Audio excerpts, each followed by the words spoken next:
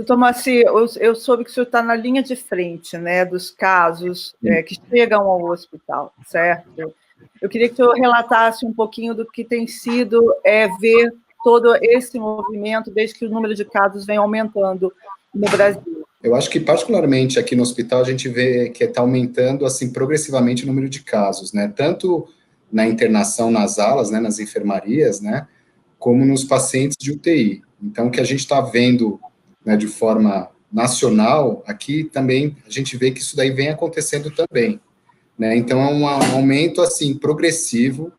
Felizmente, nosso aparato hospitalar aqui está conseguindo, né, acomodar todos os pacientes, não está tendo um boom, assim, excessivo, mas progressivamente a gente vê que o número de pacientes internados com diagnóstico de COVID, tanto nos quartos como na UTI, vem aumentando mesmo, viu? É o que exatamente está acontecendo no Brasil como um todo. Muita gente pergunta se é uma boa saída ou se ajuda a reforçar o sistema imunológico, tomando vitamina C, tomando sol por causa da vitamina D, ou então até mesmo suplementos. O que o senhor fala sobre isso? Qual é a recomendação médica? Eu acho que é aquilo que a gente sempre faz para diminuir a aquisição de doenças, né?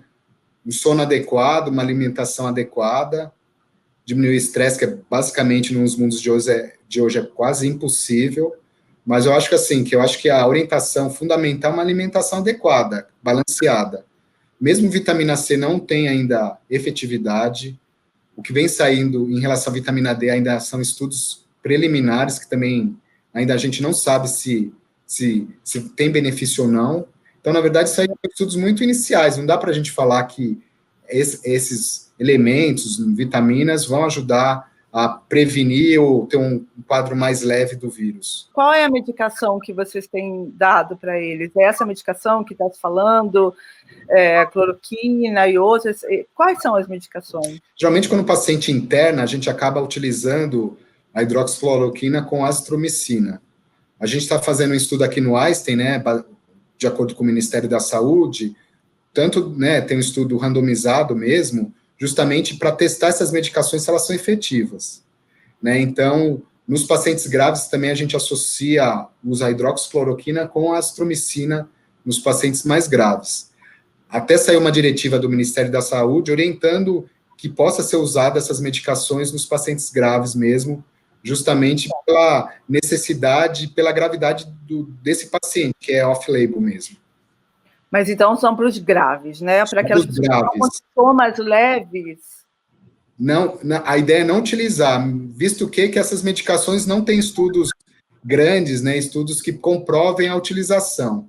Então, o que vem acontecendo, né, de forma grande é que as pessoas utilizarem de forma inadequada, mesmo em sintomas leves, porque a gente não sabe quais são os efeitos colaterais que a gente vai utilizar nessas pessoas. Então, a minha orientação é que não seja usado em pessoas que estão com resfriado, utilizar essas medicações que a gente pode ter efeitos colaterais gravíssimos, até uma hepatite fulminante, até cegueira, né, surdez, por conta dos efeitos colaterais dessas medicações. Certo. Então, para essas pessoas que estão com sintomas leves, qual é a recomendação? Antitérmico, mais o quê? Ingesta hídrica, bastante água, é como se fosse um resfriado mesmo. Ficar em casa, repouso, dipirona ou paracetamol, um analgésico, um antitérmico para essas pessoas, não utilizar anti-inflamatório, porque foi visto que pode piorar a evolução do COVID, não utilize nenhum tipo de anti-inflamatório. Então, analgésico, antitérmico e repouso mesmo, como qualquer resfriado comum. Agora, o isolamento, agora falando um pouquinho de medidas preventivas, né? O isolamento continua sendo importante, doutor? Eu acho que sim, justamente para a gente evitar essa contaminação em massa das pessoas. Se você tem uma contaminação em massa, proporcionalmente você vai ter um número de indivíduos, pacientes vindo ao hospital, né? Ou para fazer uma consulta ou para internar mesmo. Então, o isolamento é importante mesmo. As pessoas que têm sintomas respiratórios graves devem procurar assistência médica justamente para fazer o teste, que é a indicação mesmo nesses indivíduos, nesses pacientes. Então, acho que é importantíssimo esse isolamento social mesmo, justamente para a gente evitar a disseminação do vírus né, para todo mundo. São duas coisas, Tatiana, só para falar de isolamento, né? Então, a gente tem o isolamento populacional, que a gente não tem essa resposta ainda. O Ministério deve sentir, deve avaliar nos próximos dias esse isolamento. Isso é uma coisa. O outro isolamento é da pessoa doente, né, que tem o diagnóstico de Covid.